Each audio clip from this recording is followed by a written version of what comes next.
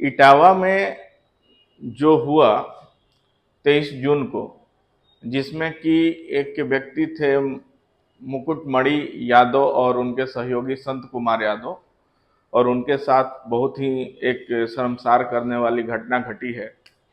उनके ऊपर पेशाब छिड़का गया, उनको जो है उनके शिष्य को नाक रगड़वाया गया। इस तरह से जो शर्मसार करने वाली घटना घटी है इटावा में, ये इटावा के बकेसर थाना के दादरपुर गांव में ये घटना घटी है। और ये पूरे देश भर में इस घटना की पूरी चर्चा हो रही है।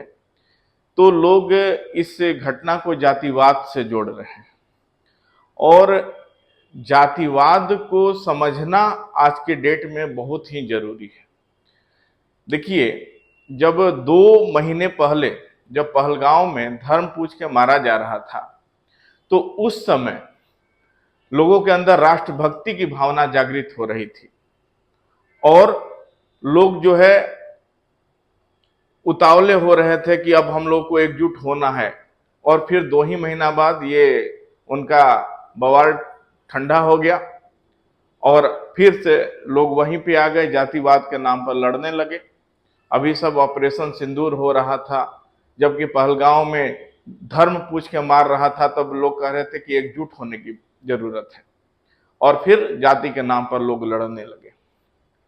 तो ये सबसे पहले तो हम लोगों को ये सोचना है कि जिस देश में राष्ट्र का मुद्दा धर्म हो और राज्य का मुद्दा जाति हो, मतलब कि हमारे देश में जब चुनाव होता है तो जाति के नाम पर वोट मिलता है। तो यहां राज्य की मुद्दा जाति है, ठीक है। जिस जाति का है वो अपने जाति के लोगों को वो वोट देता है। तो ये जातिवाद खत्म क्यों नहीं होता है? सबसे बड़ा चीज ये है कि जातिवाद क्यों नहीं खत्म होता है। तो सबसे पहले मैं ये बताना चाहूंगा कि जातिवाद नहीं बल्कि वर्चस्व की लड़ाई है। किसी देश में जहां पर कि किसी जगह पे, किसी गांव में जहां पर कि ब्राह्मण बहुत ज्यादा है, तो क्या वहां पे अन्य जातियों का चलेगा? क्या वहां पे यादवों का चलेगा? और कहीं पर यादव बहुल्य अगर है तो वहां पे क्या ब्राह्मणों का चलेगा? या अगर कहीं ठाकुर बहुल्य है तो क्या वहां पे और किसी जात का चलेगा? नहीं।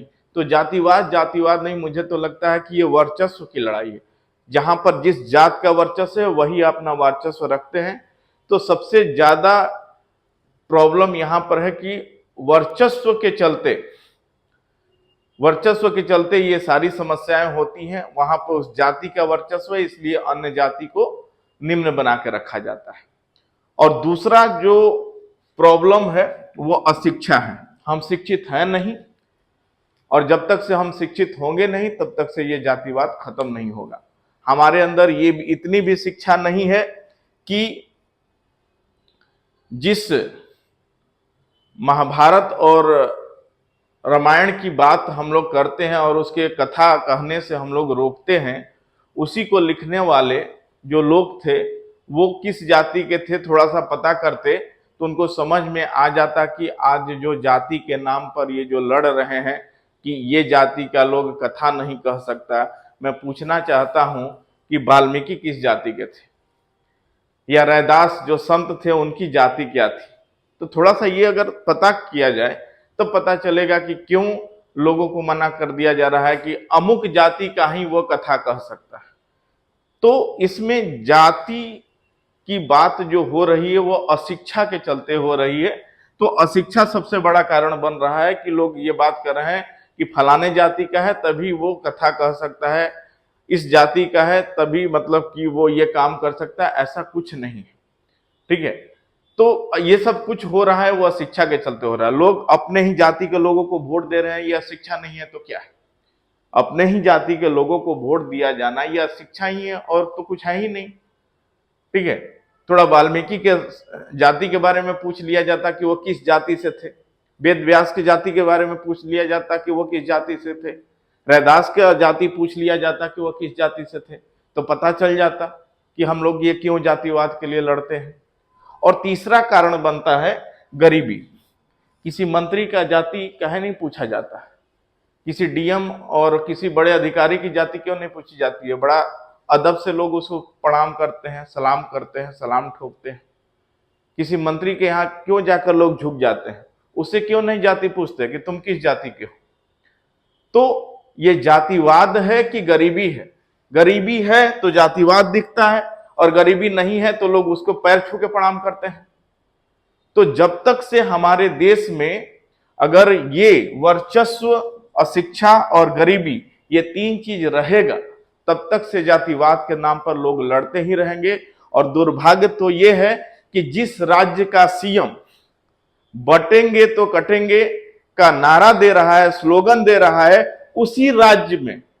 उसी राज्य में इटावा में इतना दुर्दांत संसार करने वाली घटना घट रही है।